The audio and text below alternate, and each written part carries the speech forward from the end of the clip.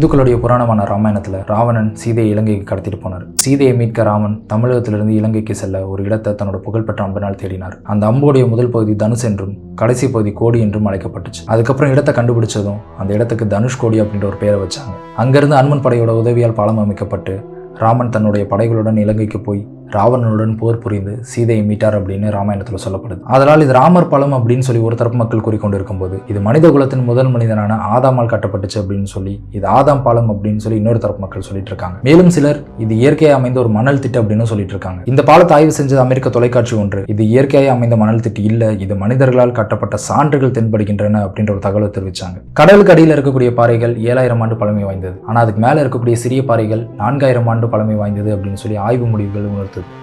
இந்த பாலம் கட்ட பயன்படுத்தப்பட்ட கற்கள் ராமருடைய பாதம் இது மேலே பட்டதுனால இது மிதக்கும் திறனை பெற்றுச்சு அப்படின்னு சொல்லி இந்த கல்லை கோயிலில் வச்சு வழிபடுறாங்க.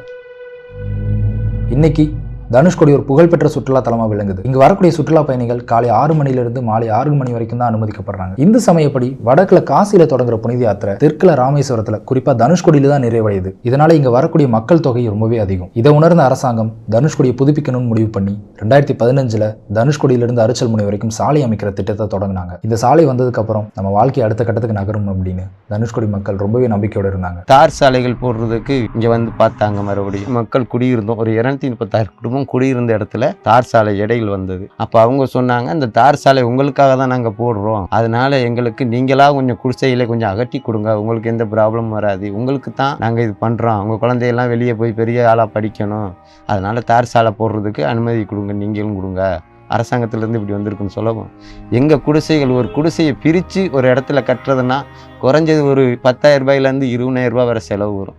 அப்படி இருந்து நமக்காக தான் அப்படின்னு சொல்லிட்டு நாங்கள் அந்த குடிசையை நாங்களே அகற்றினோம். சில நேரங்களில் இங்கே மக்கள் வசிக்கக்கூடாதுன்னு சொன்னாங்களே, மறுபடியும் ஏன் இங்கே இருக்கிறீங்க, நீங்கள்லாம் வெளியே போங்க அப்படின்னாங்க. இப்படியே ஓடிக்கிட்டு இருக்கும்போது தான் சில அரசாங்கங்கள் இப்படி அகற்றுன்னு சொன்ன பிறகு நாங்கள் அகற்ற முடியாதுன்னு சொன்ன பிறகு இது அப்படியே பெண்டிங்கில் இருக்குது. இங்கே இருக்கிற 236 குடும்பத்தில் ஒரு 20 குடும்பத்துக்கு தனுஷ்கோடிங்கிற அட்ரஸில் ரேஷன் கார்டு இருக்குது. எங்கள் பயிர்கள்லாம் படிக்கிறாங்கன்னு சொன்னால் அவங்களுடைய சர்டிஃபிகேட் இங்கே தனுஷ்கோடி கம்பிப்பாடுன்னு இருக்குது.